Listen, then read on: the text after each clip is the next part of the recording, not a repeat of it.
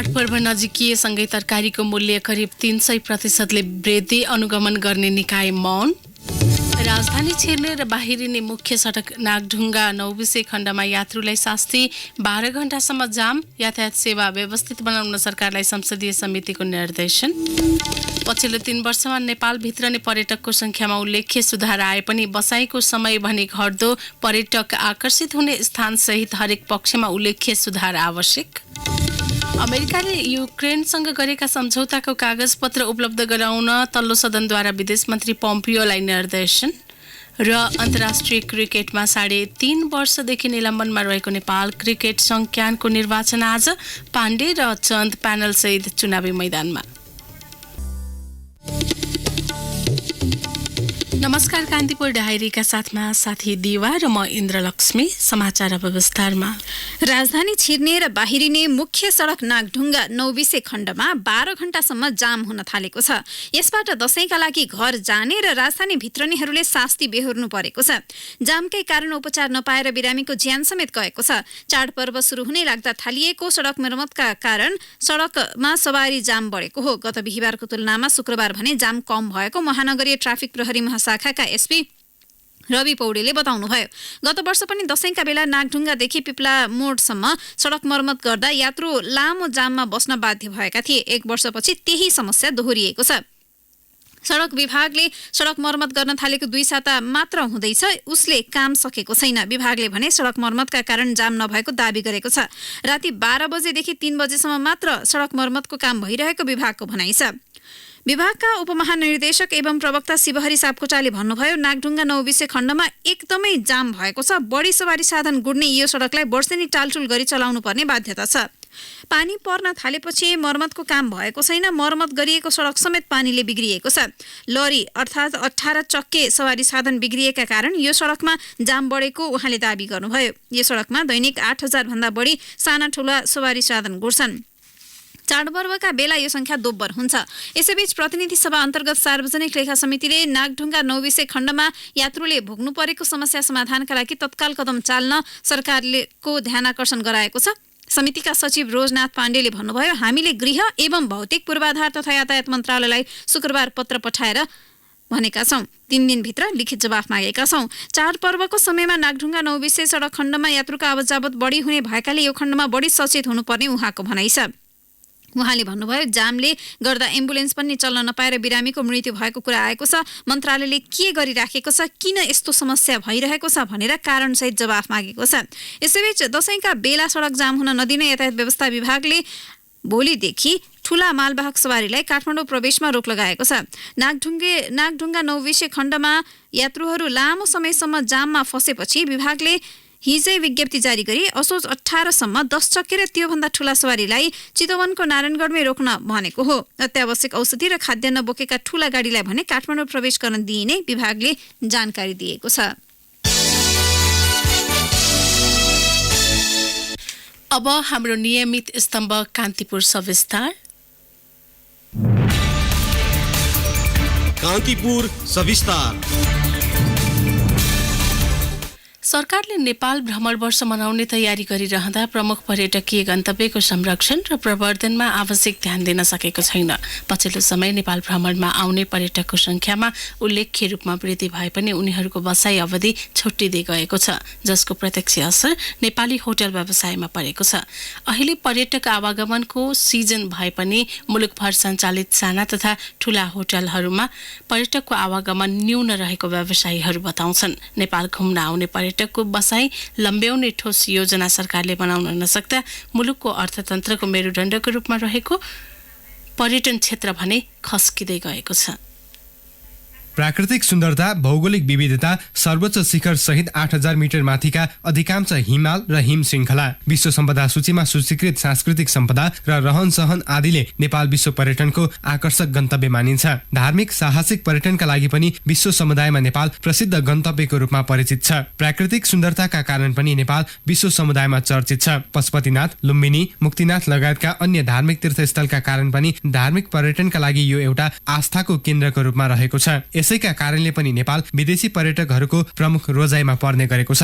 यसको पुष्टि नेपाल भ्रमणमा आउने पर्यटकहरूको संख्याले गर्छ। पछिल्लो 3 वर्षको सरकारी तथ्याङ्क हेर्ने हो भने नेपालमा विदेशी पर्यटकको आवागमनमा उल्लेख्य सुधार देखिएको छ। नेपाल भ्रमणमा आउने पर्यटकमा छिमेकी मुलुक भारत र चीनका बढी छन्। सन् 2016 मा 7,53,002 जना पर्यटकले नेपाल भ्रमण गरेका थिए। यो सन् 2015 को भन्दा 40% बढी हो। सन् 2016 मा भारतीय पर्यटकको संख्या 15 र चीनिया पर्यटकको संख्या 14% वृद्धि भएको थियो। सन् 2017 मा पर्यटक आवागमनको संख्या अघिल्लो वर्षको तुलनामा 25% बढेर 9,40,218 पुगेको थियो। सो अवधिमा नेपाल घुम्न आउने भारतीय पर्यटकको संख्या 17 र चीनिया पर्यटकको संख्यामा 11% सुधार देखिएको थियो। सन् 2018 मा 11,73,072 जना विदेशी पर्यटकले नेपाल भ्रमण गरे। यो अघिल्लो वर्षको तुलनामा 25% बढी हो। नेपाल भारतको खुल्ला सिमानाका कारण पनि नेपाल घुम्न आउने पर्यटकको संख्यामा वृद्धि हुने गरेको छ। सन् 2018 मा नेपाल घुम्न आउने भारतीय पर्यटकको संख्यामा 16.57% वृद्धि भएको छ। सोही अवधिमा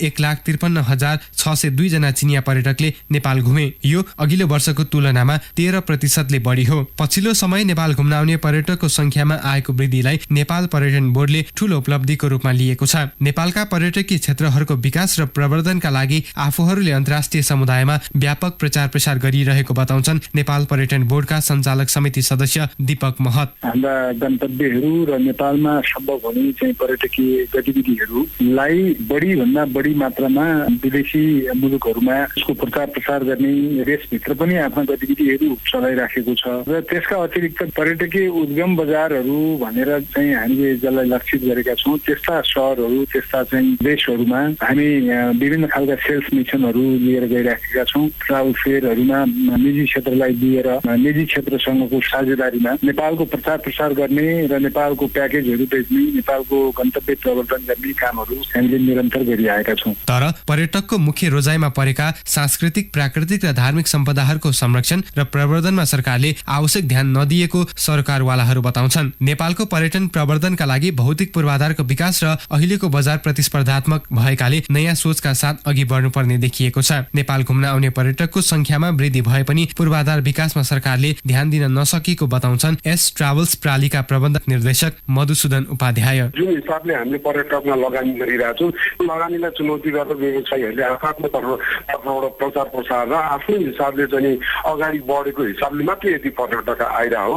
सरकारले त के सुविधा दिएको छ र तपाईँको एउटा पर्यटक एयरपोर्टको स्थिति त यस्तो दयनीय भइरहेछ। राज्यले चाहिँ यसमा ध्यान दिएको छैन। पूर्वाधारको हिसाबले चाहिँ यो चुनौती नै छ। यो हिसाबले जति पनि पर्यटक आइरहेको छ मेरो हिसाबले भन्दाखेरि निजी क्षेत्रको तर्फबाट मात्रै अहिलेसम्मको अवस्था आइरहेको छ। राज्यले चाहिँ पूर्वाधार निर्माणमा विशेष ध्यान दिनु पर्यो। नेपाल घुम्न आउने पर्यटकको संख्या बढे पनि उनीहरूको नेपाल बसाइ भने बिस्तारै घट्दै गएको सरकारी तथ्याङ्कले देखाएको छ। पछिल्लो 3 वर्षको तथ्याङ्क अनुसार नेपाल आउने पर्यटकको बसाइ अवधि औसतमा 12 दिन मात्र छ। विकासका नाममा पर्यटकीय स्थलमा सडक पूर्वाधारका कारण पर्यटकहरूको नेपाल बसाइ अवधि घट्दै गएको बताउँछन् पर्यटन बोर्डका सञ्चालक समिति सदस्य पुनः महत। यसको एउटै कारण के हो त भन्दा पदयात्रा गन्तव्यहरू हो। तर पदयात्रा गन्तव्यहरू चाहिँ सडक पूर्वाधारको कारणले गर्दाखेरि यो छुट्टिँदै गएका छन्, जसको कारणले गर्दाखेरि बसाइ अवधिहरू चाहिँ छुट्टिन थालेको चाहिँ महसुस गरिएको छ। यस्ता ठाउँलाई राज्यले संरक्षण गरेर पदयात्रा गन्तव्यको रूपमा, प्रडक्टको रूपमा जोगाएर राख्नु पर्थ्यो। हामीलाई सडक पूर्वाधार नभइकन विकास हुँदैन।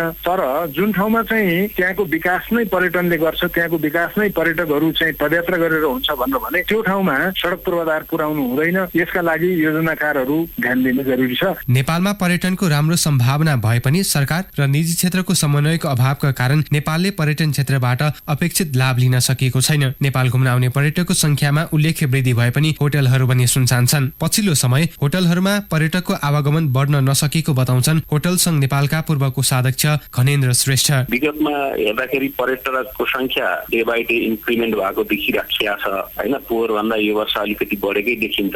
तर होटलहरूको अकुपेन्सी चाहिँ लाइक 35-40% भन्दा बढी जान सकेको अवस्था छैन। यो अवस्था किन भयो भनेर हामीले यसो छलफल गर्दाखेरि चाहिँ अब यो घरवासको जुन हामीले कन्सेप्ट ल्यायौँ एउटा त्यसले पनि असर परेको हो कि भन्ने देखिन्छ। अर्को अपार्टमेन्ट सिस्टम, अर्को यो विभिन्न गुम्बाहरूमा पनि पाहुनाहरू राख्ने प्रचलनहरू बढेको भन्ने थाहा पाइएको छ। र यी आपत कारणले गर्दाखेरि पर्यटकहरूको चाहिँ विगतमा भन्दा बढेको संख्याको आधारमा पनि होटल व्यवसायीहरूमा चाहिँ अलिकति निराशा आएको हो कि। पर्यटन क्षेत्रको बजारीकरण र प्रवर्धनलाई सन्तोषजनक मान्न नसकिने सरकारवालाहरू बताउँछन्। नेपालमा भएका पर्यटकीय गन्तव्यलाई अन्तर्राष्ट्रिय बजारमा प्रचार प्रसार गर्न सरकार र यससँग सम्बन्धित निकायले आगामी दिनमा रचनात्मक कार्यक्रम ल्याउनु आवश्यक छ। सुधारोन्मुख रहेको पर्यटन क्षेत्रलाई थप टेवा पुर्याउने गरी मातहतका हरेक निकायलाई सूक्ष्म रूपमा सुधार गर्न सके आगामी वर्ष 20 लाख मात्रै होइन, नेपाल भित्रिने पर्यटकको संख्या अझै नाग्ने पक्का-पक्की छ।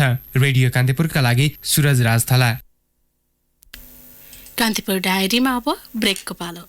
ब्रेकपछि अब बाँकी प्रसङ्ग। संघीय संसद सचिवालयले 1 वर्षमा संसदको तलब र भत्ताका लागि झण्डै 70 करोड रुपैयाँ खर्च गरेको छ। आर्थिक वर्ष 2075-76 मा तलबका लागि 34 करोड 16 लाख र भत्ताका लागि 35 करोड 46 लाख रुपैयाँ भन्दा बढी खर्च भएको छ। संसद सचिवालय स्रोतबाट प्राप्त तथ्याङ्क अनुसार चालु आर्थिक वर्षमा भत्ताका विभिन्न शीर्षकमा सांसदहरूको खातामा 35 करोड 46 लाख 17,823 रुपैयाँ पुगेको छ, जुन सांसदले 1 वर्षमा पाएको तलब भन्दा धेरै हो। यो हिसाब अनुसार औसतमा एकजना सांसदले 1 आर्थिक वर्षमा 11,58,881 रुपैयाँ भत्ता बुझ्छन्, जबकि उनीहरूको वर्ष दिनको औसत तलबका लागि 11,16,000 रुपैयाँ खर्च भएको छ। यो हिसाबले सांसदले 1 महिनामै औसत 96,573 रुपैयाँ भत्ता बुझ्छन्। सांसदले सबैभन्दा धेरै रकम घर भाडाका लागि बुझेको तथ्याङ्क छ। 1 वर्षको घर भाडाका लागि मात्रै 19 करोड 64 लाख रुपैयाँ खर्च भएको छ भने विविध खर्चमा 3 करोड रुपैयाँ उपलब्ध गराइएको जानकारी सचिवालय स्रोतले दिएको छ। तर त्यो विविध खर्च अन्तर्गत कस्ता खर्च पर्छन् भनेर सचिवालयले खुलाएको छैन। संघीय संसदका 331 सांसद मध्ये मन्त्री परिषदका 25 बाहेक अरू 306 जनाले संसद सचिवालयबाट तलब र भत्ता बुझ्छन्। प्रधानमन्त्री र मन्त्रीले भने प्रधानमन्त्री कार्यालयबाट तलब भत्ता लगायतका सुविधा बुझ्छन्। आफ्नो निर्वाचन क्षेत्रको अनुगमनका लागि यातायात सुविधा दिए बापत सांसदहरूले 1 वर्षमा झण्डै 1.5 करोड रुपैयाँ खर्च गरेका छन्।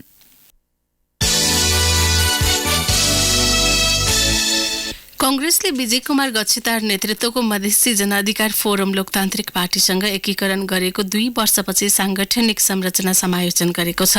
केन्द्रीय कार्य समितिको हिजोको बैठकले गच्छिदार समूहलाई केन्द्रीय कार्य समितिमा 1 उपसभापति सहित 11 सदस्य छुट्याउँदै समायोजन टुङ्ग्याएको हो। बैठकमा पार्टी उपसभापति एवं तत्कालीन फोरम लोकतान्त्रिकका नेता तथा कार्यकर्ताको समायोजनका लागि गठित कार्यदलका संयोजक विमलेन्द्र निधिले केन्द्रीय कार्य समिति बैठकमा नेताहरूबीच भएको सहमति अनुसार समायोजन प्रस्ताव राख्नु भएको थियो। त्यसलाई बैठकले सर्वसम्मत पारित गरेको हो।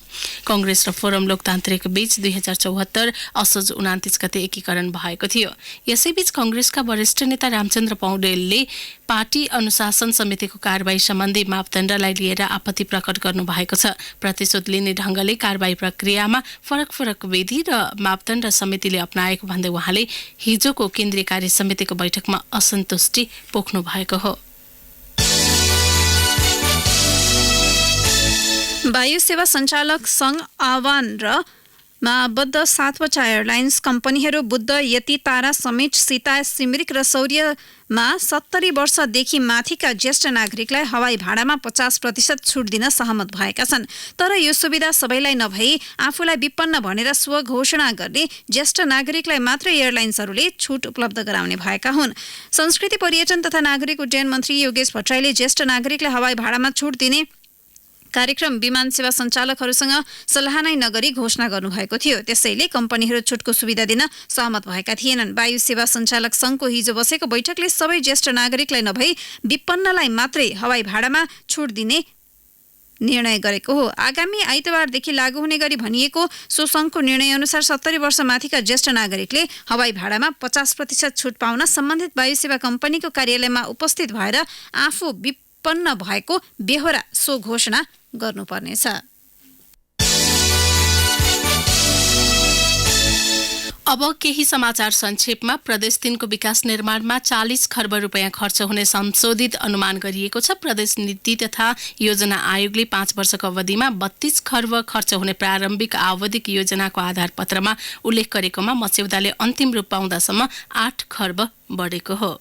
अमेरिकी राजदूत र्यान्डी बेरीले इन्डो पेसिफिक स्ट्र्याटेजी अमेरिकी नीतिलाई दिइएको नाम मात्र भएको बताउनु भएको छ। Institute of strategy and socio economic research ISSRले काठमाडौँमा आयोजना गरेको कार्यक्रममा इन्डो पेसिफिक स्ट्राटेजी र मिलेनियम च्यालेन्ज कर्पोरेसनमाथि मन्तव्य राख्दै उहाँले यो नीतिले अमेरिकाले कसरी स्वतन्त्र, खुला र सुरक्षित इन्डो पेसिफिक क्षेत्रमा अघि बढ्न सक्छ भन्ने व्याख्या गर्नुभयो।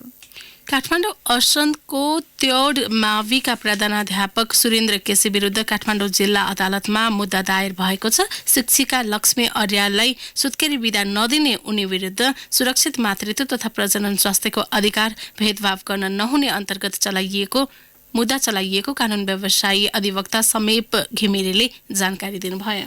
शिक्षक अध्यापन अनुमति पत्रको परीक्षामा प्रश्नपत्रको साटो उत्तर रहेको पर्चा परीक्षार्थीका हातमा परेको छ। रुकुम पश्चिममा हिजो भएको मावि तहको अध्यापन अनुमति पत्रको परीक्षाका क्रममा शिक्षक सेवा आयोगको लापरवाहीका कारण यस्तो भएको हो। र कृषि विकास बैंकको सिस्टम ह्याक गरी 5 करोड रुपियाँ रकम चोरिएको घटनामा थप 3 जना पक्राउ परेका छन्। पक्राउ पर्नेमा पर्वतका गणेश बस्याल, मालती देवी नेउपाने र कञ्चनपुरका यज्ञराज भट्ट रहेका छन्।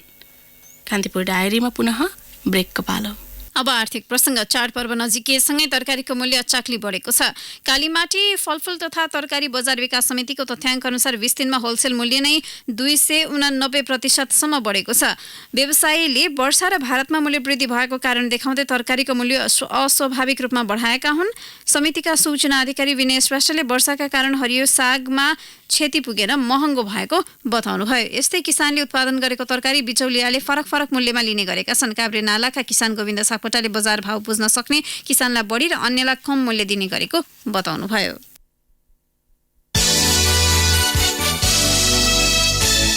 विकास सम्भव छ मजबुत निर्माणले।